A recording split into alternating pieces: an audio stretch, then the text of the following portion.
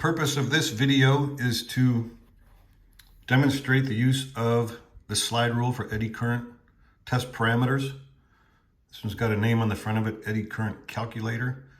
For those of you that aren't familiar with slide rules, these are basically analog computers that have been around for decades for different industries, aerospace industry for pilots, in engineering, construction.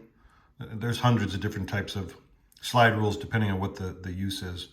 And how the math works, there's just a bunch of logarithmic scales on here that are based off of eddy current formulas. And the parts of the slide rule, you've got the main card, and this is the working side of the card. There's some stuff on the back. But you've got common materials listed across the top. And then the first scale in green is conductivity in megasiemens per meter. Then you have conductivity in percent IACs. Then you have resistivity in micro-ohm centimeters. So these two scales and the one for resistivity are just part of the card. They don't move.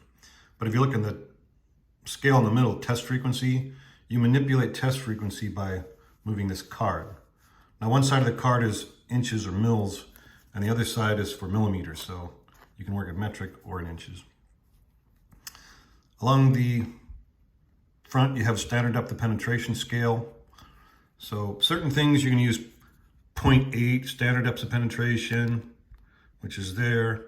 Sometimes you use 1 standard depth of penetration, sometimes 1.1. But you can do a bunch of different things with this calculator once you learn how to use it.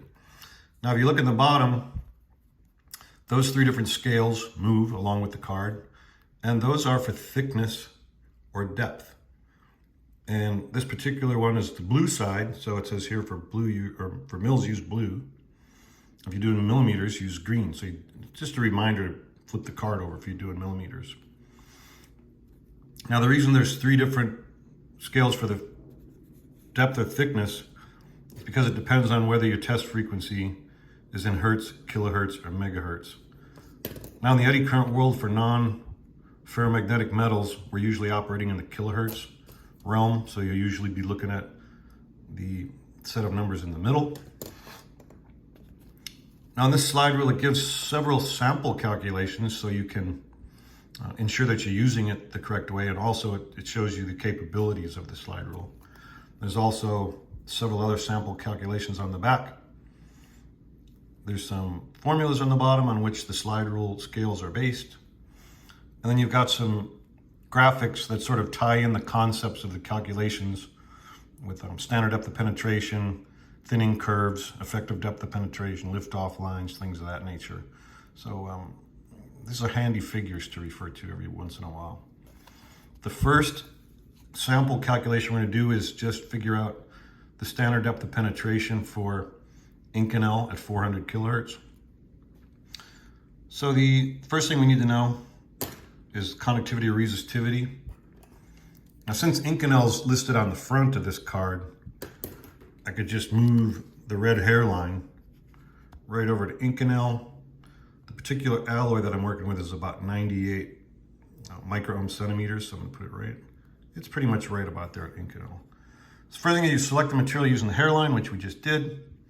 Then you use this blue slider to position your test frequency. We already said we're gonna use 400 kilohertz. So if I just move 400 kilohertz right under the hairline, to determine standard depth of penetration, I just look at the standard depth of penetration scale, 1.0, that's 1 standard depth of penetration, and I follow it straight down to the middle scale, which is when we're working in kilohertz.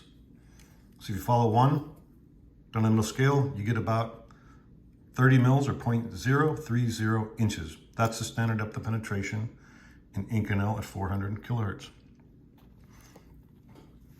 Next thing we'll demonstrate is we're going to determine the F90 frequency for tubing. F90 frequency is the frequency that achieves about a 90-degree angle between shallow inside flaws and shallow outside flaws in tubing. So that gives you a good vertical component on your lithogy screen, and it helps optimize detection.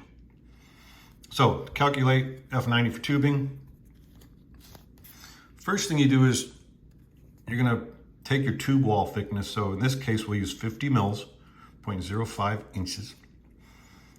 And we're gonna line that up with 1.1 standard depths of penetration. The reason you use 1.1 is that puts standard depth of penetration slightly beyond the tube wall thickness. That's what's gonna get you the 90-degree separation. And that's based on an F90 formula. So I'm gonna use the red hairline just to help me line up 1.1 with 50 mils, which is right about there. So that's lined up pretty good. Then all you do is you take the red hairline and you move it over to material. In this case, it's Inconel. Where's Inconel? It's right there. Okay. So if you look on the test frequency scale, that puts you right at about 180 kilohertz. So the F90 frequency for Inconel for 50 thousandths tube wall is about 180 kilohertz. You can also calculate F90 for plate, but instead of using 1.1 standard depths of penetration, you would use 0.8 standard depths of penetration for the thickness. And that's also based on the F90 formula for plate. If you go to the eddy current calculator website that's associated with the slide rule here, there are a bunch of formulas that can be used to confirm calculations you've made with the slide rule.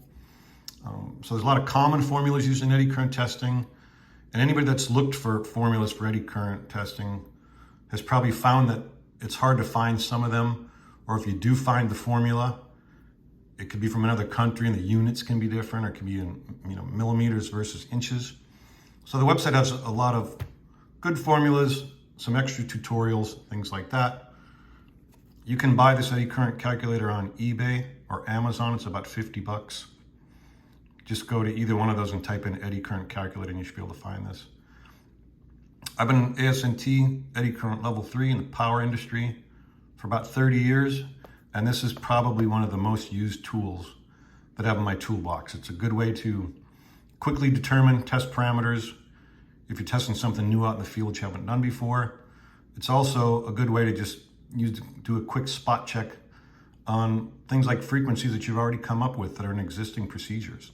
It's a really good tool for that. And it's also a good learning tool because as you're manipulating the slide card and watching the interrelationships between test frequency and material thickness and standard depth of penetration, it just really helps to aid in the understanding. And there are only 6 sample calculations on the back, but you can actually do a lot more with this thing.